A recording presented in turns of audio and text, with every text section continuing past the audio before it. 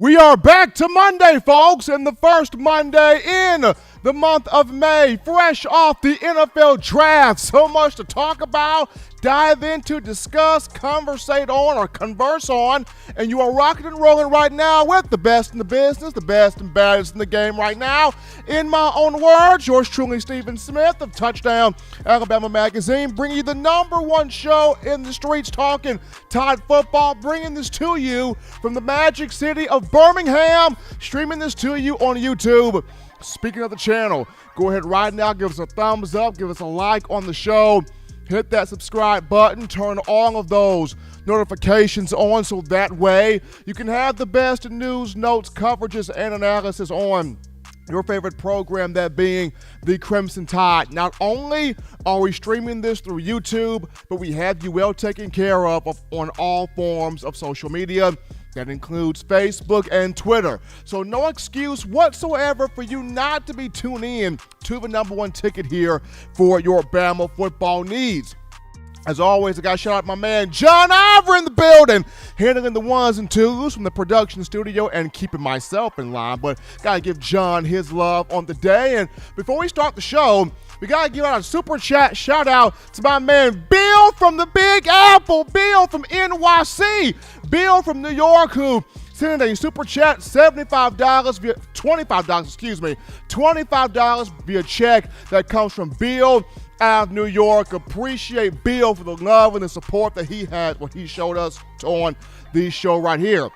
As always, Tide Nation, that daily super chat goal is $75. Daily super chat goal, there's $75. Appreciate what you as the fans do, showing this the appreciation, the love, the support, the joy that you do. But like I mentioned, we got a lot to get to. Bama brings in a brand new receiver transfer coming in from Ohio State, the Buckeyes. We'll get into that. We will recap rounds 2 through 7 of the NFL draft where the Bama guys were concerned, and also talk about the projected rookie contracts that have hit the internet courtesy of Spot Rack. And then I'll give my reaction to one, Dylan Moses, who went from a former 5-star recruit to going undrafted in this recent venue. Players were not happy about it, current and former. A lot of you as Bama fans were like, what the heck is going on? Dylan Moses did not get drafted. What's that all about? But he did sign an undrafted free agent deal with the Jacksonville Jaguars. We'll get to all of this tonight, but we want you being a part of the show. And you can do this by calling 205-448-1358. That is the number to let your voice be heard right now. 205-448-1358. And one more time, 205-448-1358. Want to hear from you. Got another super chat coming in. It's Jimmy Clay. Boom, baby. Bam, baby. Jimmy the Bad Man Clay, best donator in the game.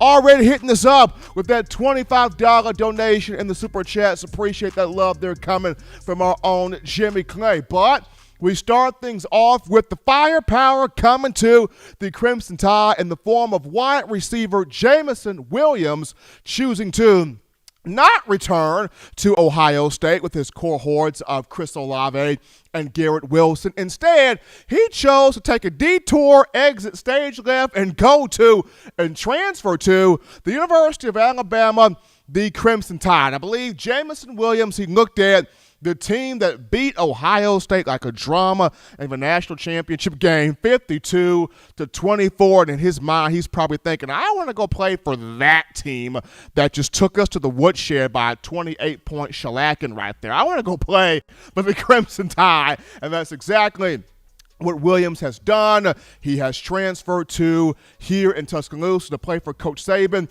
and the program. The young man entering his junior year at 6'2", 170 pounds. So he's got a little size here. He's got some speed to burn also. And what's interesting here is Williams was a 4-star in the 2019 recruiting cycle. Alabama was actually one of the programs that originally recruited him. One of his recruiters was Josh Gaddis, who was the wide receivers coach at that time. Gaddis is now at the University of Michigan, but Williams was originally recruited by the Crimson Tide. He chose to go to the Buckeyes, and in his 2 years there, played in 19 career games, 15 catches, 266 yards, So 15 catches for 266 yards and 4 touchdowns. This past season, Williams 9 catches for $154 and 3 scores. So we do see the productivity that he was able to give to Ohio State. He played in some big time games on some big stages. He was a part of 2 college football playoff appearances at Ohio State. So he does bring experience here to this Alabama receiver room. And like I mentioned, this is a room that it's solid, not special, just due to you lost 4 aces, your 4 trump cards, your 4 marquee guys, your 4 elite weapons to the NFL with Jerry Jeudy, Henry Ruggs, Devontae Smith, and Jalen Waddle. All of those guys are gone. So now you return John Mechie, who has talent. He's got ability at 6 feet, 195 pounds. Coach Saban talked about it. He would probably be the next guy on the chopping block to at some point become, a top 10 draft pick at receiver. But the pressure's on him to be the number 1 guy to lead this group. Can he lead this group? Can he direct this group? Can he take this group from point A to point B in terms of winning a national championship and being effective in that regard as being a leader? It's a big step for John Mechie. This is a big step for Slade Bolden. He's going from being a gadget player, if you will, to becoming a marquee contributor at wide receiver. So he's got to take that next step. But then the intriguing question becomes, there's a battle. Who wins the battle to be the number 3 guy? Because there's an intriguing race now as you insert Jameson Williams into the equation, and he's competing with Javon Baker, who's trying to take that next step forward. He's competing with Trayshawn Holden. Holden and Bryce Young have an incredible chemistry. They have a great relationship. These 2 are roommates on campus here, on campus at the University of Alabama. Holden had a strong spring game, caught 8 passes for 89 yards, so he feels like he's ready to take that next step. And then you got Xavier Williams, of whom he came in the 2018 class. He got recruited over quite a bit, but he started to kind of pop down the stretch of last season. You wanted to see him do more in the spring game. He struggled quite a bit, including having some dropped passes there, but he's trying to take the next step. And on top of that, you got guys like Thaiu Jones-Bell and freshmen that came into this recent signing class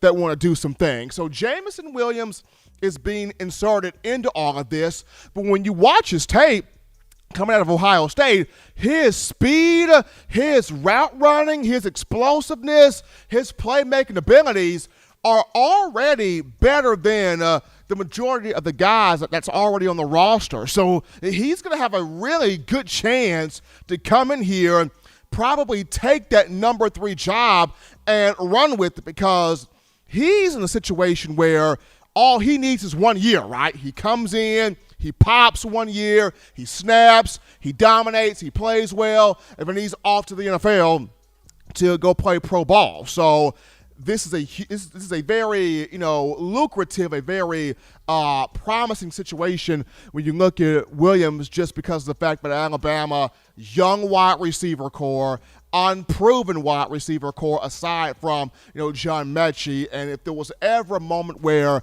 a transfer could come in and really sort of make some headway, Williams has the opportunity to do this. And I know a lot of people will say this right now. They'll say, well, Steven, this hurts the other guys on the roster because you're not being loyal to them. You're not being fair to them. Bama's going to lose guys to the transfer portal. Bama's going to always lose guys to the transfer portal.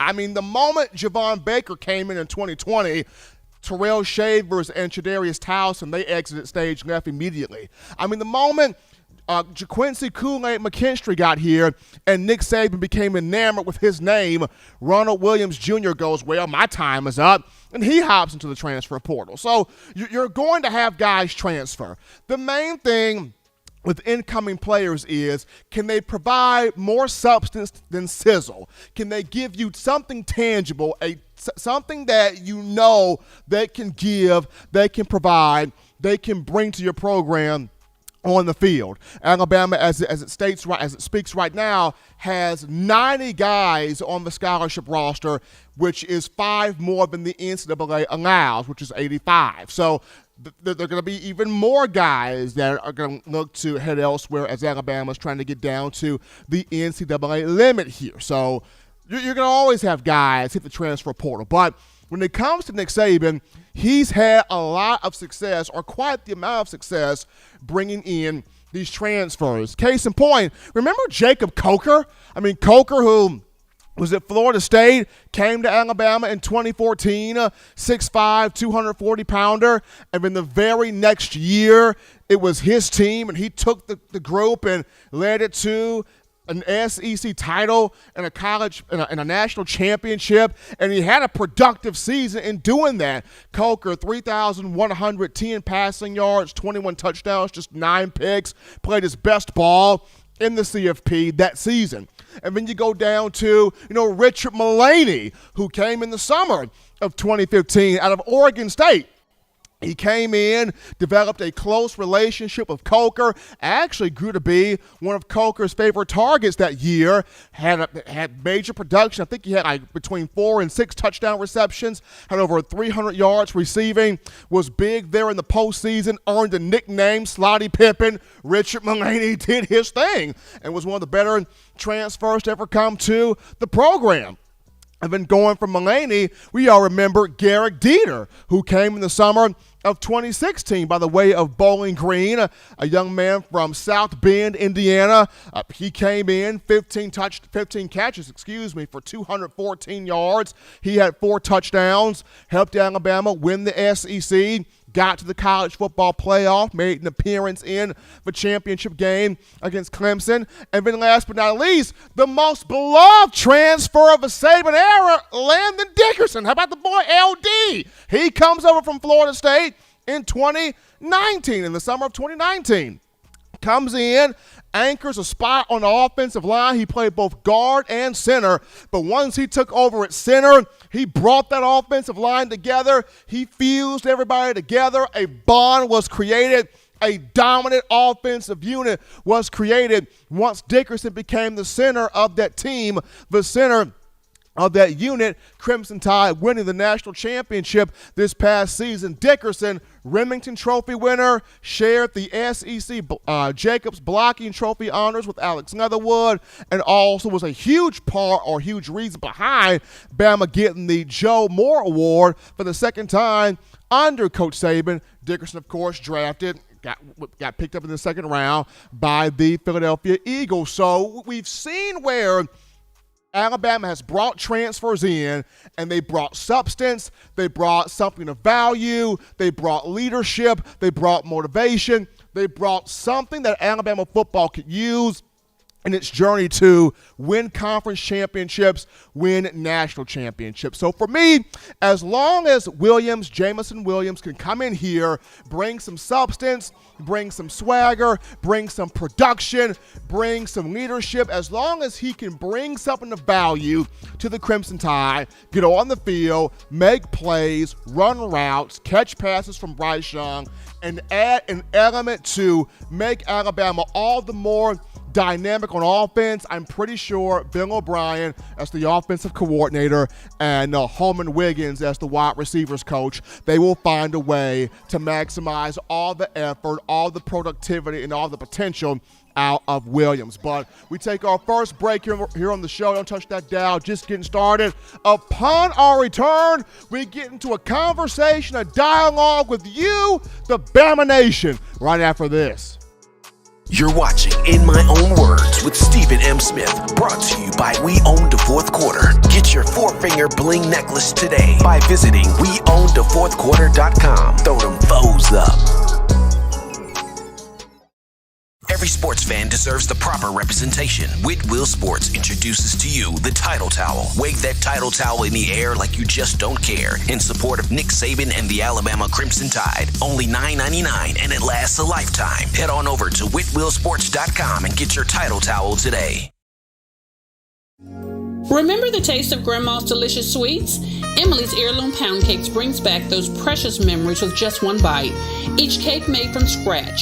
They make the perfect dessert to share with family and friends for any occasion, and ordering is easy. Visit Emily'sHeirloomPoundCakes.com. Click the online store and shop. Then pick up your fresh cake at the kitchen in downtown Homewood. Order yours online at Emily'sHeirloomPoundCakes.com. Emily's Heirloom Pound Cakes, making memories from scratch.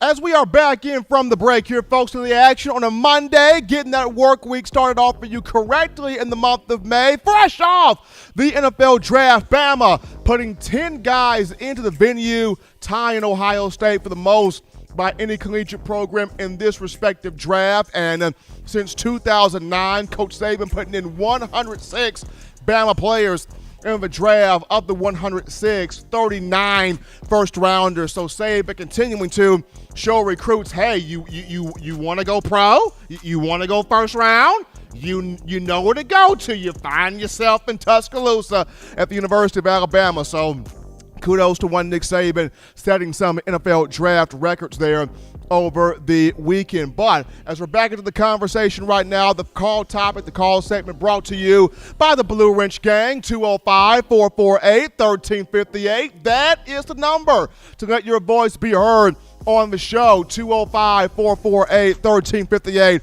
And one more time for the little old woman in the back, 205-448-1358. Got to shout out Jimmy Clay, man. Boom, baby, bam, baby.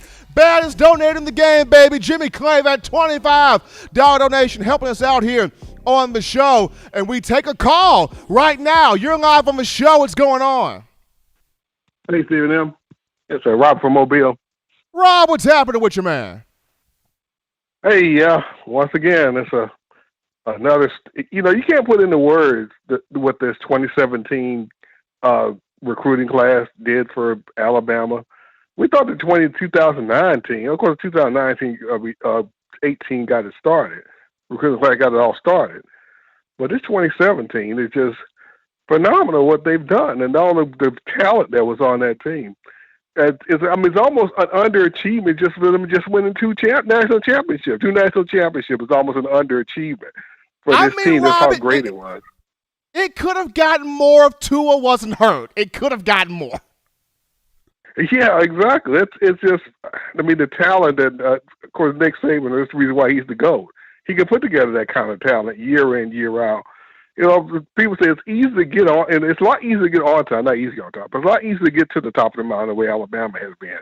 Staying there is the ultimate difficult problem because it just to keep it up the way Saban has, it's just unreal. Like I said, we're living in unreal times with Nick Saban, Alabama fans are. So we better be, we are, well, necessarily we better be, we are all enjoying it. And because once it's gone, this will never happen again. This kind of dynasty will never happen in college football again. And so, we're just living a dream, and we're just enjoying it. And go up with Dylan Moses. It was disappointing to see him not get drafted.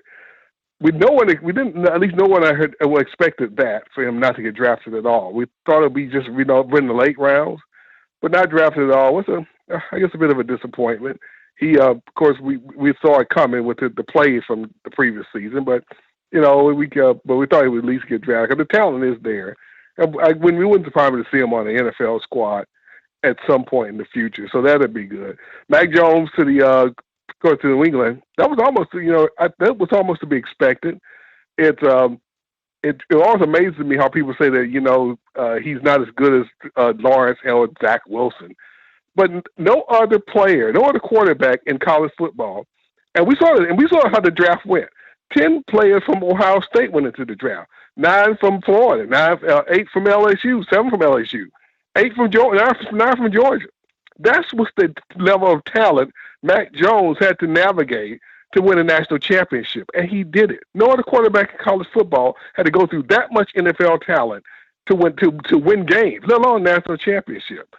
So it's been ridiculous, the treatment of Mac Jones. Of course, Farley, he's still number 15. He's still a first-round draft pick.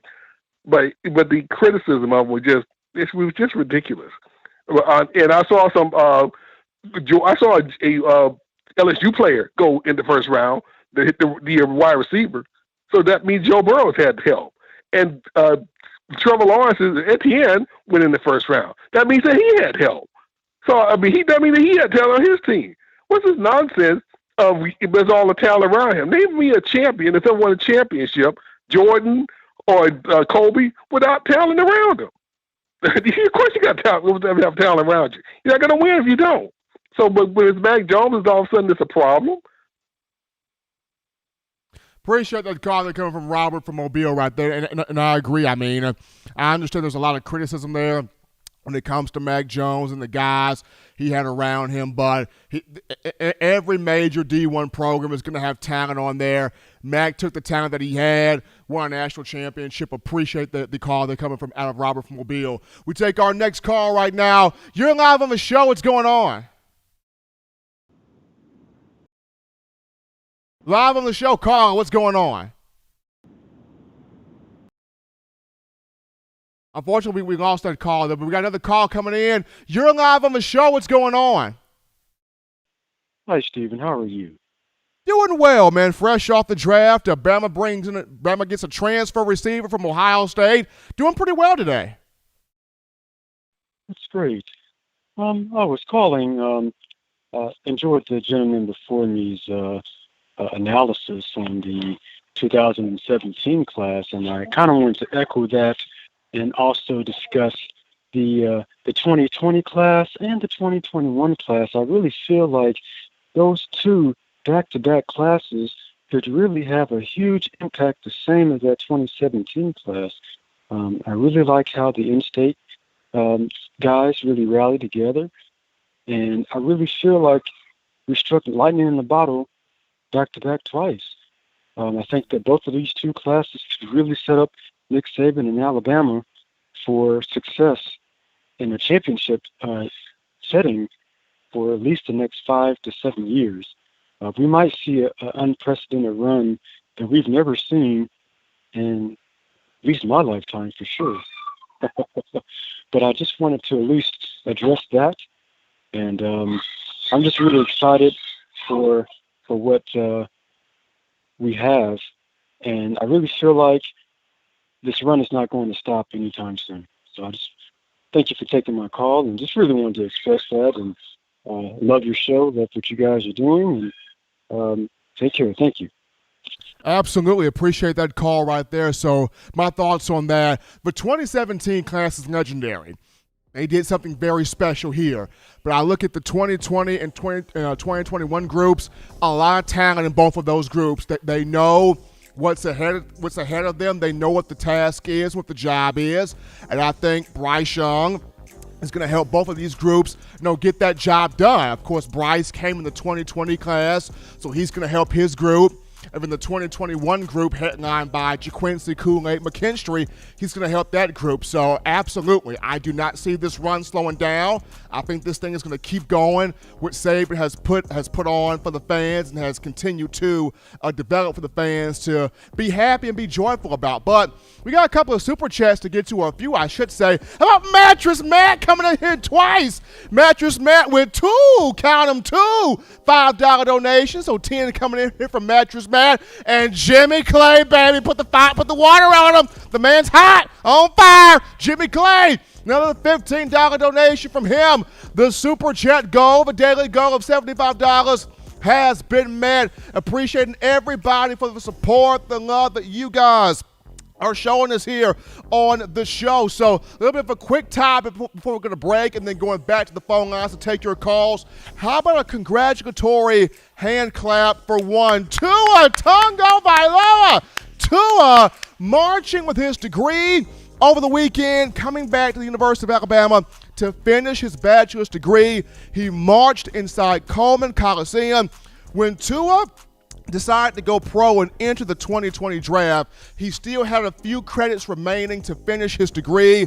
The young man came back, made sure that degree got done, finished it up, and he marched with his accomplishment all over the weekend. So very proud of Tua, securing that bag in terms of that degree, something that no one will be able to take away from that young man. Very proud of Tua getting that done there. Folks, we go to a break right now, but don't touch that dial, because when we get back, we return to the phone lines to take your calls, to engage you in conversation. We get back to you, the Bama Nation, after this.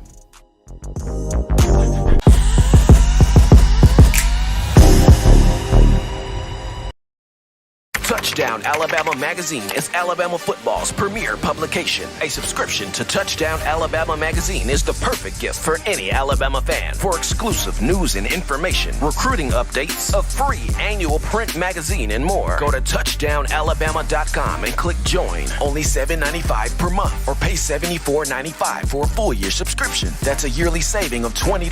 Go to touchdownalabama.com today and roll Tide. We're back in, folks. Back in from the break of the number one forum here for Bama football news. In my own words, with yours truly, Stephen Smith of Touchdown Alabama Magazine. We jump back to the phone lines to take your calls. Call segment brought to you by the Blue Wrench Gang. We grab this call right now, and it's my man, Senator Hines. What's going on, brother? How you feeling? What's going on, Stephen? I'm feeling real good, man. I'm a little under the weather, but because of these allergies and these sinuses, man, acting up a little bit, but other than that, man, I'm excited, man. I just was looking at the story on the transfer wide receiver and went to look him up.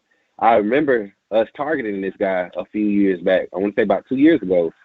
And yeah, man, that's crazy. The sad thing is, I feel like we either going to lose Xavier Williams or Slade Bolden, man. Honestly, with this talent coming in, this freshman talent coming in, guys.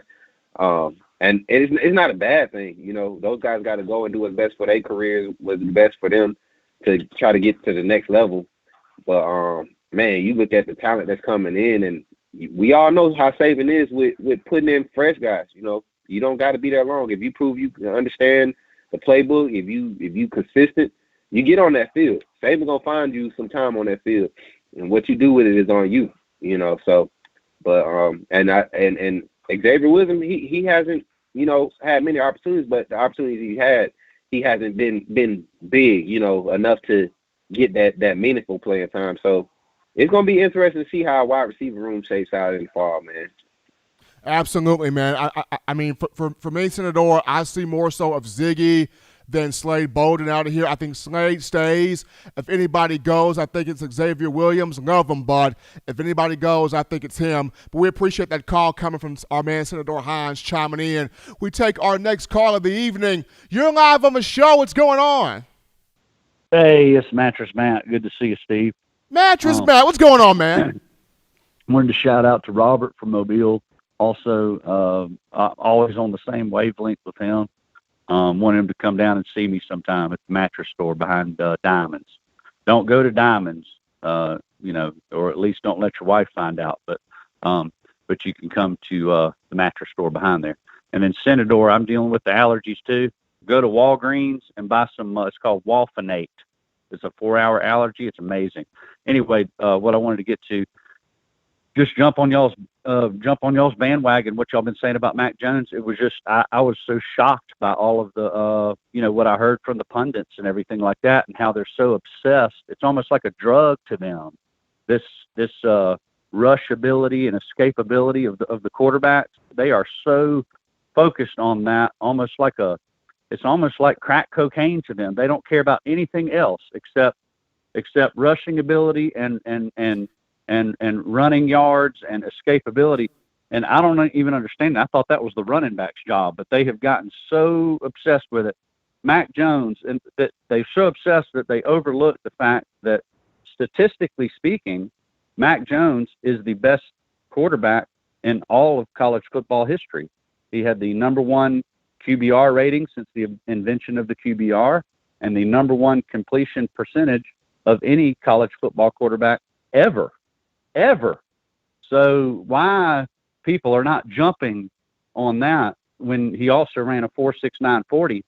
I mean, come on. These people are so, I hate to say they're stupid. Look, they probably know way more than I do, but something weird's going. It's like they're it's like other players' agents are like influencing them or something like that. It's got to be something like that. I don't think, Matt. I don't think it's the players, Matt. I think for a lot of these pundits, they are so tired of Nick Saban winning everything that they're thinking at some point he's got to fall off the mountain. When is it going to happen? They're so tired of Saban's dominance. They're so tired of the dominance of the program that they're trying to conjure up anything possible to talk down on a player. But we appreciate those thoughts that are coming from our own Mattress Matt. They're talking about one Mac Jones. We take another call right now. You're live on the show. What's going on? Hey, Steven. This is Mike from Kentucky. Roll Tide to you, brother. Mike from Kentucky. What's happening with your man?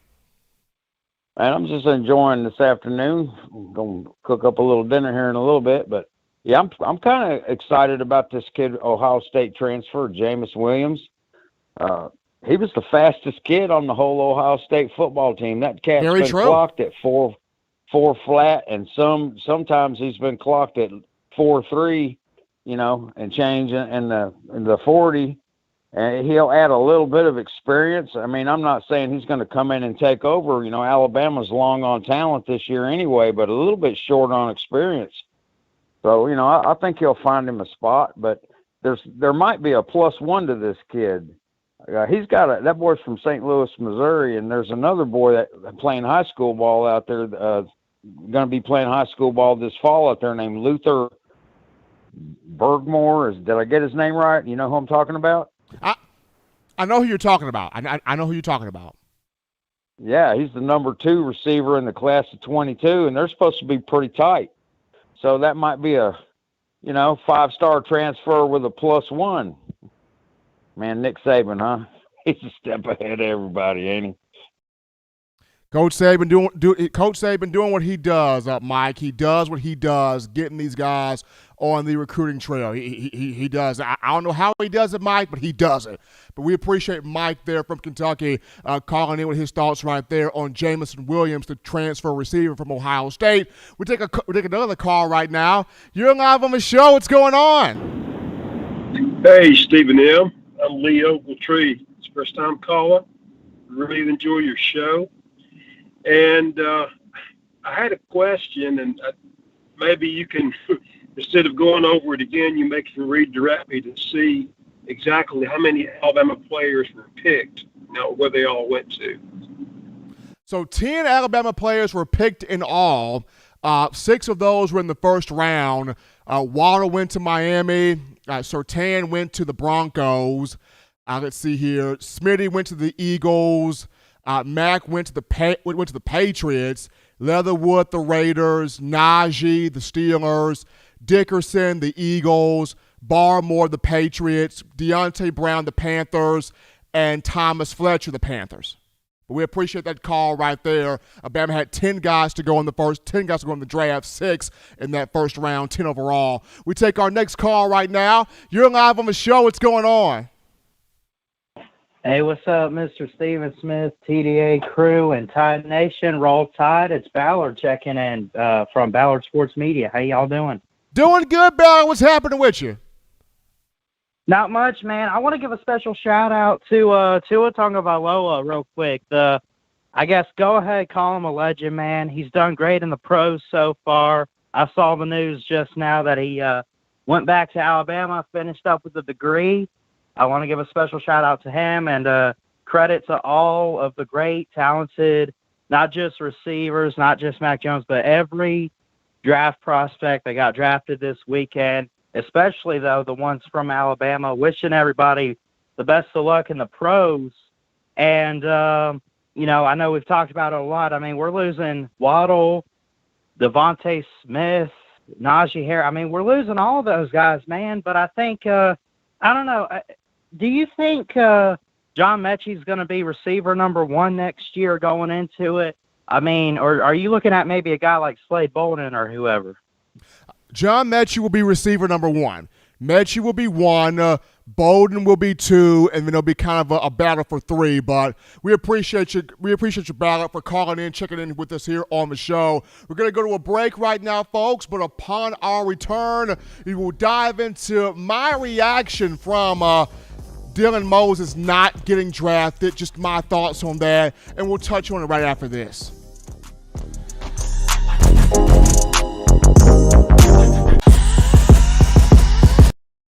You know what we do at the start of the fourth quarter. We throw them foes up. But now you don't have to wait until the fourth quarter. Get your four-finger bling necklace at weownthefourthquarter.com. It's the first and only logo that captures the essence of all Crimson Tide players and fans as we represent the legendary Alabama football fourth quarter dominance. Get your four-finger bling necklace right now at weownthefourthquarter.com. Get yours today and stun on them haters. Touchdown Alabama Magazine is Alabama football's premier publication. A subscription to Touchdown Alabama Magazine is the perfect gift for any Alabama fan. For exclusive news and information, recruiting updates, a free annual print magazine, and more, go to touchdownalabama.com and click join. Only $7.95 per month, or pay $74.95 for a full year subscription. That's a yearly saving of $20. Go to touchdownalabama.com today and roll Tide.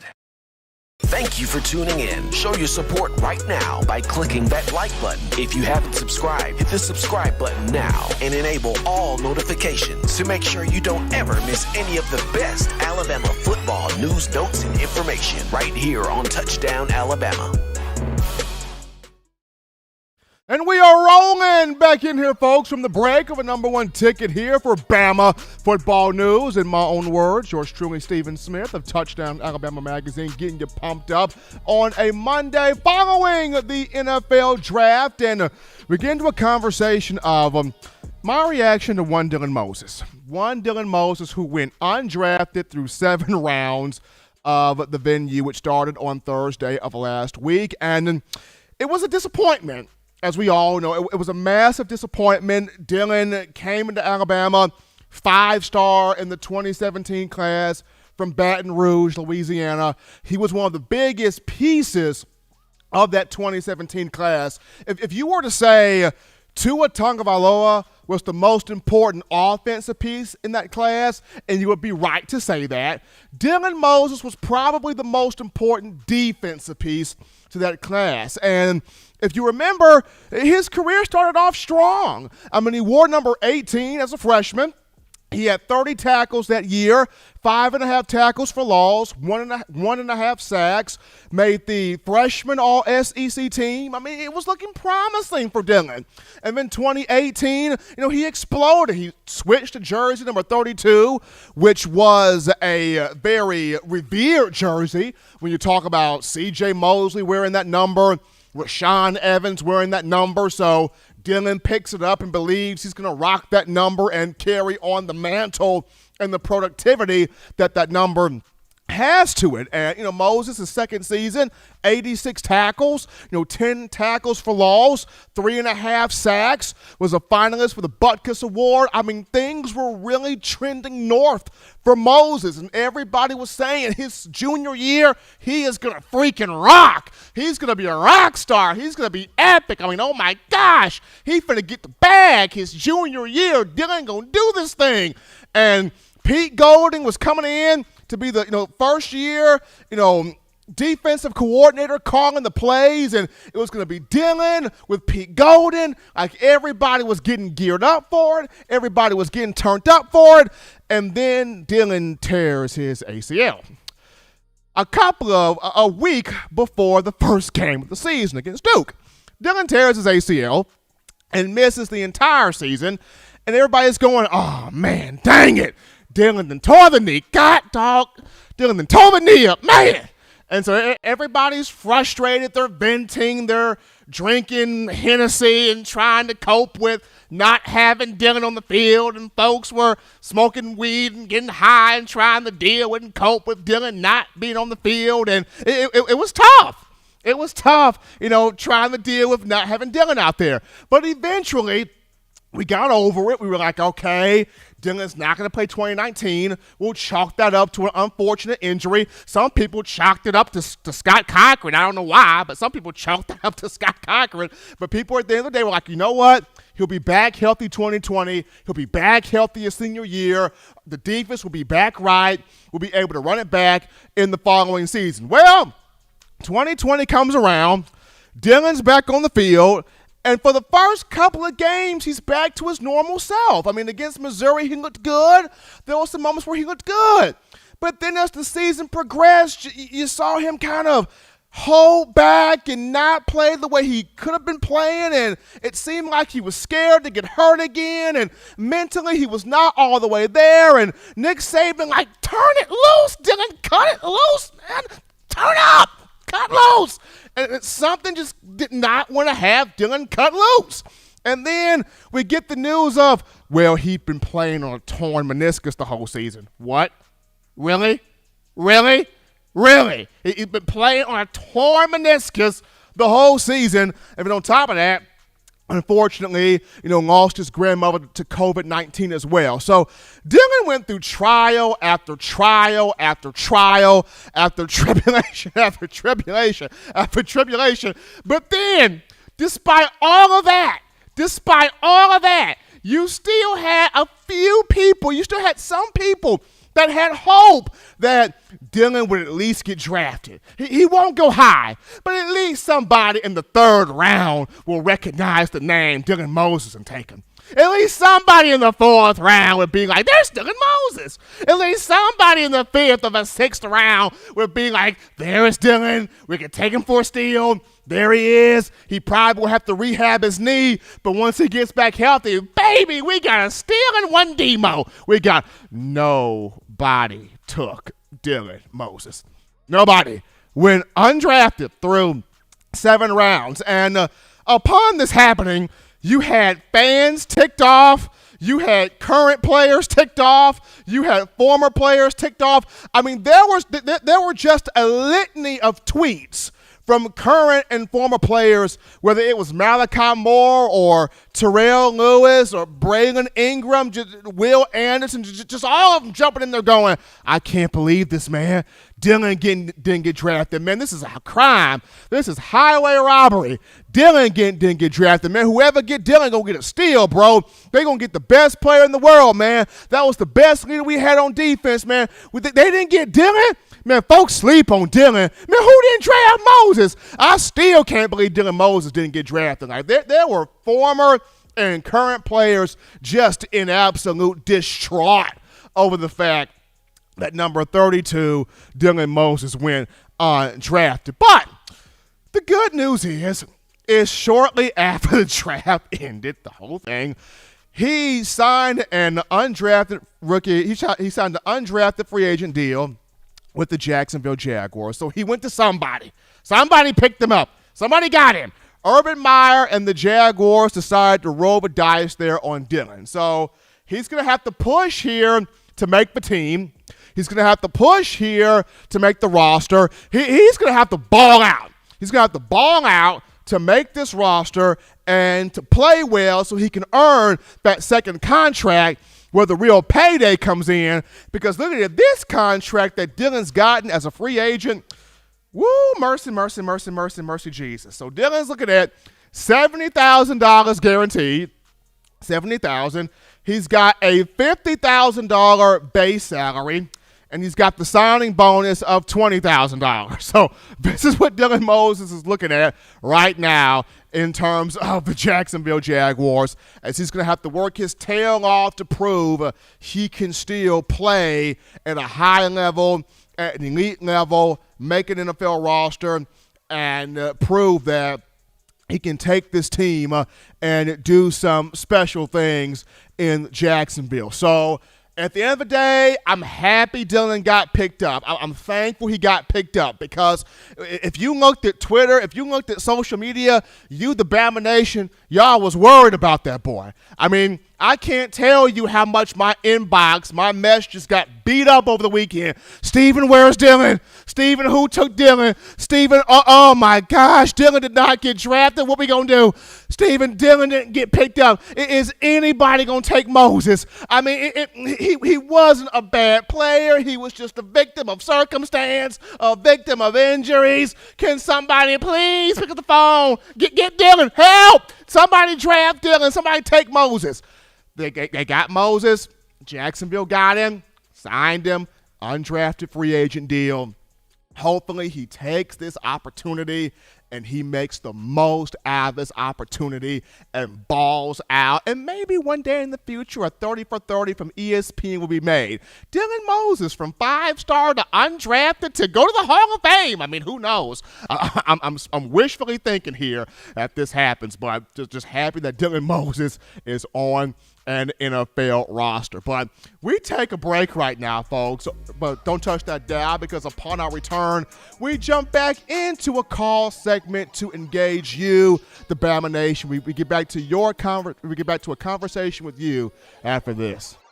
Don't touch that dial. Call in right now as we're taking your calls up next on In My Own Words with Stephen M. Smith. Brought to you by We Own the Fourth Quarter. Visit weownthefourthquarter.com now to get your 4-finger bling necklace.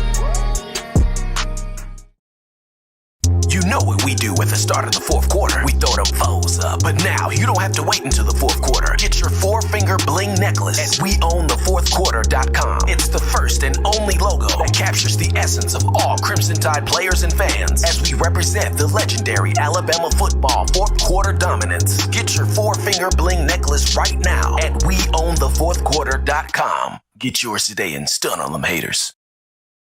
Touchdown Alabama Magazine is Alabama football's premier publication. A subscription to Touchdown Alabama Magazine is the perfect gift for any Alabama fan. For exclusive news and information, recruiting updates, a free annual print magazine, and more, go to touchdownalabama.com and click join. Only $7.95 per month, or pay $74.95 for a full year subscription. That's a yearly saving of $20. Go to touchdownalabama.com today and roll Tide. Thank you for tuning in. Show your support right now by clicking that like button. If you haven't subscribed, hit the subscribe button now and enable all notifications to make sure you don't ever miss any of the best Alabama football news, notes, and information right here on Touchdown Alabama.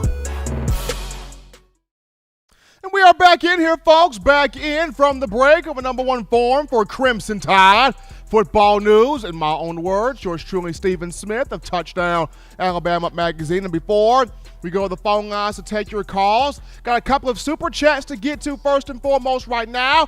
How about Gucci Tide, baby? Gucci Tide, that $10 donation helping us out here on the show. Appreciating Gucci Tide. And then Mechanic in here with that $25 donation. So big love toward Gucci Tide and Mechanic helping us out here on the show. Also got to remind you of mybookie.ag. It's mybookie.ag, sponsor here to TDA.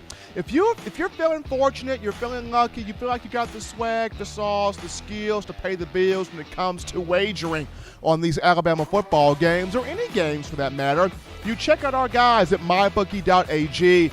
You make the right play and sign up today. And when you do, you use the promo code TDAlabama to get your deposit matched halfway. That's all the way up to $1,000. You can't beat it. You can't beat it. What did I say? You cannot beat it. Check them out right now, mybookie.ag. That is mybookie.ag there. But we go back to the phone lines to take your calls. Call segment brought to you by the Blue Wrench Gang, 205-448-1358.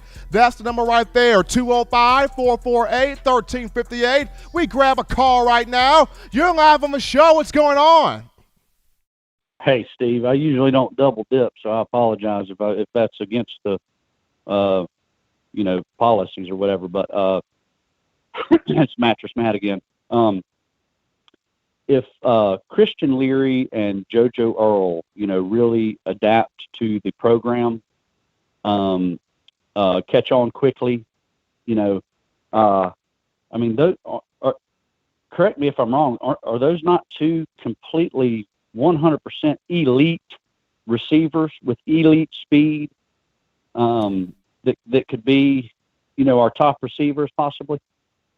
They both have huge potential, man. I mean, both guys can give you big play on special teams, kickoff return, and punt return. I think JoJo Earl is a slightly better route runner than Leary. Now, Leary can get there with the route running, absolutely, but Earl just slightly better, but both guys really good, both guys highly talented. If both of these two lock in, absolutely, two elite receivers. I agree with you. We appreciate Mattress Matt there for that call there, starting us off here on the show segment. But we're going to get to a quick little topic here, and it goes to Mercedes-Benz Stadium. So throughout all the draft noise that happened, and of course the Alabama players that got, or in the NFL, they got the fifth-year option picked up on their contracts. When you look at Deron Payne, got his fifth-year option picked up, Minka Fitzpatrick, his fifth-year option, and Calvin Ridley, as of today, his fifth-year option picked up by the Atlanta Falcons. But in the midst of all the chaos was a statement from the Mercedes-Benz Stadium in Atlanta in discussing the 15th of this month, the venue will increase to full capacity, 100%, when it starts having the events there, the soccer events. So this is big here for the Alabama-Miami season opener on Saturday, September the 5th, if I'm not mistaken there. So for that matchup between Bama and the Hurricanes, we will be looking at a Mercedes-Benz Stadium with full capacity, 100%. People will be in there getting the tickets, cheering on Alabama and Miami, but for you, the Tide Nation, cheering on your Crimson Tide. So this is big news here as MBS getting full capacity here for the upcoming season. We take a call right now. You're live on the show. What's going on? Stephen M., how you doing, sir? Spencer Everly, what's happening, man? I got two quick questions for you because I know the queue's probably fired up here. The first one is, do you think that Jameson Williams out of Ohio State there, do you think it's because his talent that we offered him, or do you think it's because of the relationships that he has with future 2022 recruits? I think it's a little bit of both. I think it's more so of the future with those recruits. Now, he's got talent, absolutely, and Bama's going to use his speed on the field, but I think it's a little bit more of how much Saban loves the recruiting. If you're a player that you got pulled with recruits and Saban can get a 2-for-1 or a 3-for-1 or a 4-for-1 out of you, he going to do it. All right, second question. I have to agree with you on the first one. On the second question, I really think that Dylan Moses got a raw deal because of how our total defense looked last year. What's your thoughts about our subpar total defense hurting his recruitment or draft stock? It would play a little role in that, but then at the same time, I feel like because of Dylan's injury history, I think that's the biggest thing because the last two drafts, the medical reports for these players have not got into these NFL teams until late in the ball game. Normally it gets there a month before the draft. So when the medical history gets there late, these teams err on the side of caution. They don't take risk. They don't jump out there. And because of the fact that, Dylan's medicals didn't get there till late, and then Dylan even went out to reporters and talked about, I'm not doing anything in the combine, I'm not doing anything at the pro day because of me rehabbing my knee, and him putting that information out there, that scared a lot of teams away from him. But we appreciate you, Spencer, for that call there, just dropping a line there on Dylan Moses and Jameson Williams. But we take our next call of the evening. You're live on the show. What's going on? Yo, Steven, what's up with you, man? What's happening? Man, chilling, man. Draft happened, boys gone. Thank you for all you did. I'm glad the boys got drafted. Now we need to move to next season, man. Bill O'Brien got too much talent to ever punt the ball. I feel, am I wrong for saying that, Steven? This man should never punt the ball. I mean, he got a wealth of talent. You're right, and it's gonna be handled by the trigger man and Bryce Young. I mean, not even that. We got 5, 6 running backs. We could pound the rock all day if you want to. Say Bryce ain't passing good that day. Well, we should be able to bulldoze everybody because we got too many hot hands. My thing is going to be, though, can you keep all 7 running backs? That's my thing. If Nick Saban can keep all 7 backs, it just goes to show he's a master psychologist. I think we will be. I just hope we go deeper into our running back, just into our whole team rotation period. You know what I'm saying? We need to have a A team playing and a B team playing because we got so much talent to just let these folks come in for a year and leave. You know what I mean? Absolutely, man. I agree with you, man, and appreciate the call. Thanks for the call. Appreciate that. Good point right there from him. We take our next call. You're live on the show. What's going on? What's going on, Steve? We're calling from Demopolis. What's going on, my man from D-Mop? What's happening? Not much. Got a question about what Bryce Young going to do this year. What Bryce Young going to do this year throwing the football? Well, he going to lead Alabama to another national championship. He going to have Alabama being the defending, repeating national champions. Numbers-wise, I give Bryce Young numbers-wise, he'll throw between 35 and 40 touchdowns. 35, that's a lot of touchdowns. I really hope so. Appreciate taking my call. Roll Tide. Absolutely. I can see Bryce between 35 and 40. Now, Nick Saban may try to scale it back.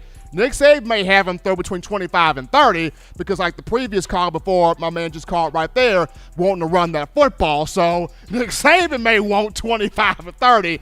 Bill O'Brien may want Bryce. Hey, Bryce, get 35 to 40. But we'll see what happens. The main thing is trying to have Alabama repeat as national champions in the coming fall here. But appreciate all the calls from all of you. We're going to take a break right now on the show, but upon our return, we will recap the Bama guys that went in rounds 2 through 7 of the recent draft, and we'll also get to the reaction of one Thomas Fletcher from long snapper to the NFL, and we'll get Fletcher's reaction and recap the guys that went in rounds 2 through 7 after this.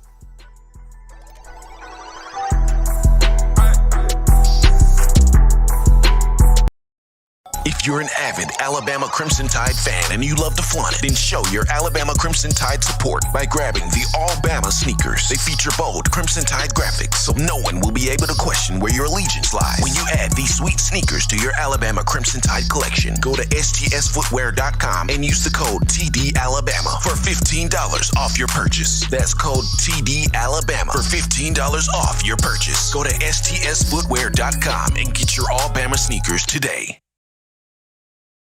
Touchdown Alabama Magazine is Alabama football's premier publication. A subscription to Touchdown Alabama Magazine is the perfect gift for any Alabama fan. For exclusive news and information, recruiting updates, a free annual print magazine, and more, go to touchdownalabama.com and click join. Only $7.95 per month, or pay $74.95 for a full year subscription. That's a yearly saving of $20.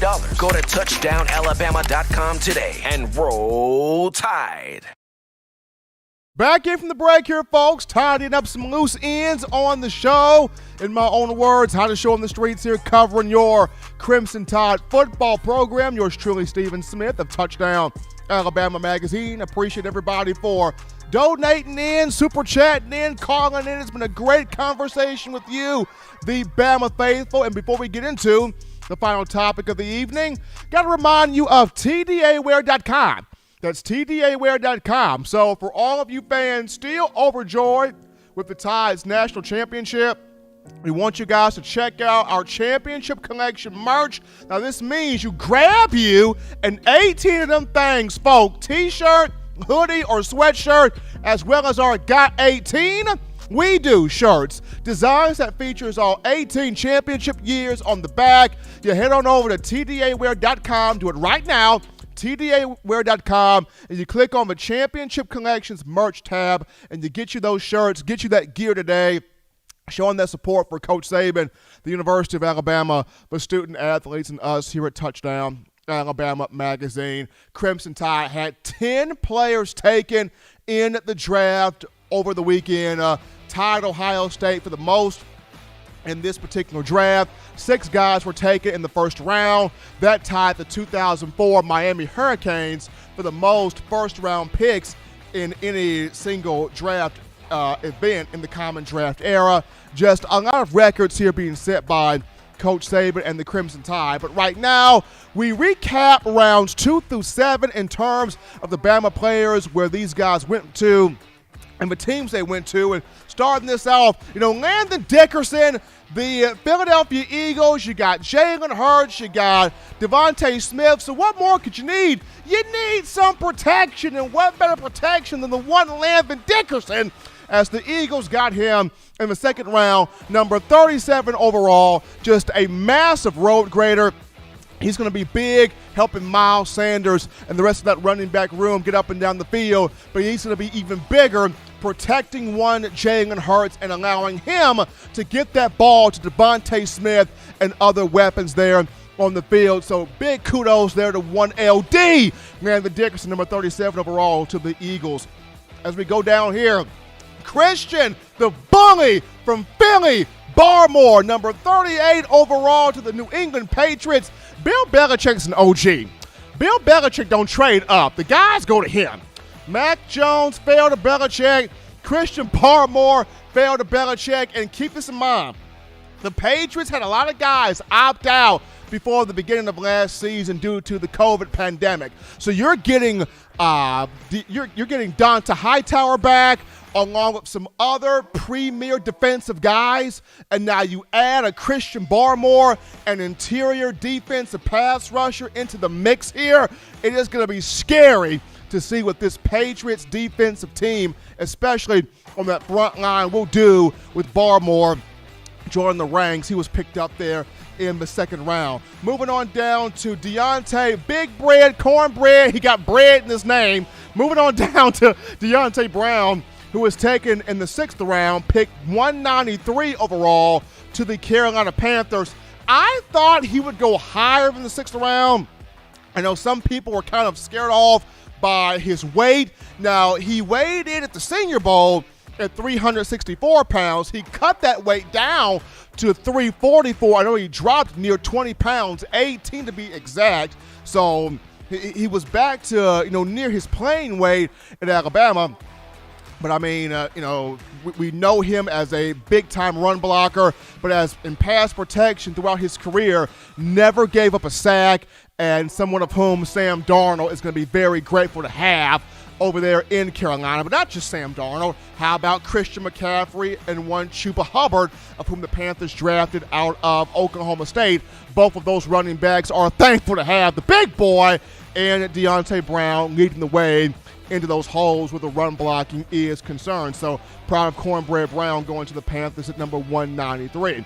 And then last but not least, the man who got the call of a lifetime, the reaction of a lifetime, the draft of a lifetime, one Thomas Fletcher, long snapper, number 222 overall to the Panthers. And before we dive into him, check out the greatest reaction of all time as he found out he was getting drafted.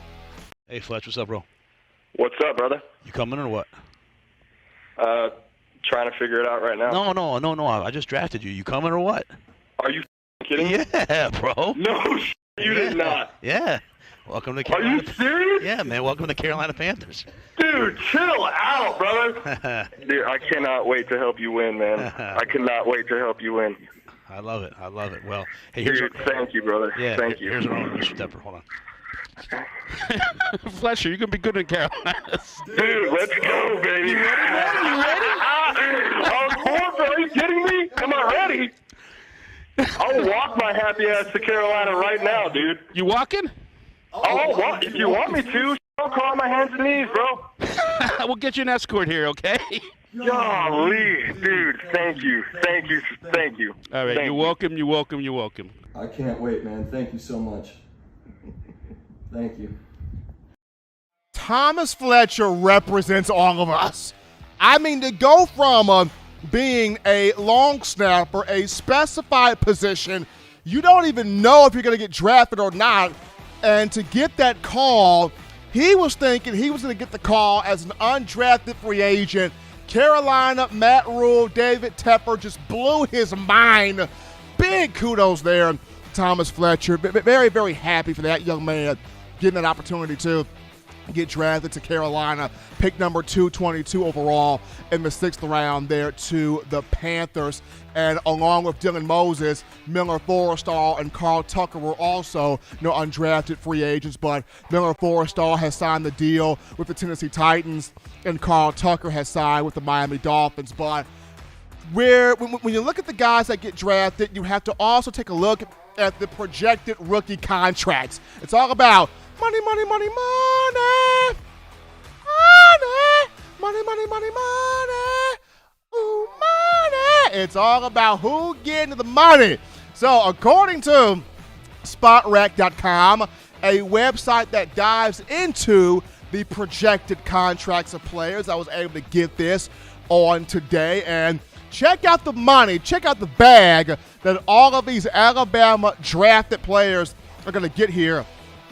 Starting this thing off with wide receiver Jalen Waddle, who went number 6 overall in the first round of the Miami Dolphins. He's looking at a 4-year deal worth $27 million, fully guaranteed there. Patrick Surtain II, cornerback, who went number 9 overall, first round to the Denver Broncos. He's got a 4-year deal worth $21 million. That's fully guaranteed. Then you got Devontae Smith, wide receiver. He went number 10 overall in the first round of the Philadelphia Eagles. He's got a 4-year deal worth $20.1 million, fully guaranteed. Then you got Mac Jizzle, Mac 10, Mac Jones, quarterback, who went number 15 overall in the first round to the New England Patriots. He's got a 4-year deal worth $15.5 million. That's fully guaranteed. Then you got Alex Leatherwood, offensive tackle, who went number 17 overall in the first round to the Las Vegas Raiders. He's got a 4-year deal worth $14.3 million. Then you move on down to number 24 overall, where you pick up Najee Harris, running back to the Pittsburgh Steelers. He's got a 4-year deal worth $13 million. In the second round, Landon Dickerson, number 37 overall to the Philadelphia Eagles. He's got a 4-year deal worth $8.6 million. Christian Barmore, defensive lineman, number 38 overall, New England Patriots. 4-year deal, $8.5 million. Deontay Brown, number 193 overall, 6th round, Carolina Panthers. 4-year deal, $3.6 million. And Thomas Fletcher, long snapper, number 222 overall, 6th round, Carolina Panthers. 4-year deal worth $3.6 million. So look at the money being floated around between these 10 draft picks from the University of Alabama to the NFL. Congrats to all of those young men. Wish all of them the best of luck at the next level. And as always, fans, you want the best in news, notes, information, and content on your favorite program, that being the Crimson Tide. You can get this by accessing the Touchdown Alabama Magazine app. You can download the app from the iPhone App Store if you're rocking Team Apple, Google Play Store if you've got the Android phone. For your audio listening needs, we got you covered right here. iTunes or Apple Podcasts, Spotify, Stitcher, Spreaker, Overcast.fm, TuneIn Radio, Google Play, Overcast.fm, or iHeartRadio. Got you covered right there. If the good and gracious Lord sees fit, I'll be back on Wednesday continuing the conversation that is Tide football. As always, Bama Nation, you can purchase individual copies of Touchdown Alabama Magazine. Have those sent to your door. That link will be found in the description. Also, if you want to be one of the first to cop the new edition, the print edition, the brand new magazine here, what you do here, you go to touchdownalabama.com and you click join, become a member, a subscriber today. That link in the description as well. There's that magazine coming soon, shipping soon here. And also, if you're trying to copy that 4-finger bling necklace, 4-finger bling jewelry, courtesy of weownthefourthquarter.com, that link in the description too. But till next time, folks, husbands love your wives. Wives appreciate, value those husbands. Children continue doing the right thing, fun thing, smart thing, legitimate thing, to not be bored. You get you those 3 hearty meals a day, those 3 great laughs a day. Protect yourself, protect the loved ones around you. Until next time, folks, I'm your man, Stephen M. Smith, and this has been In My Own Words.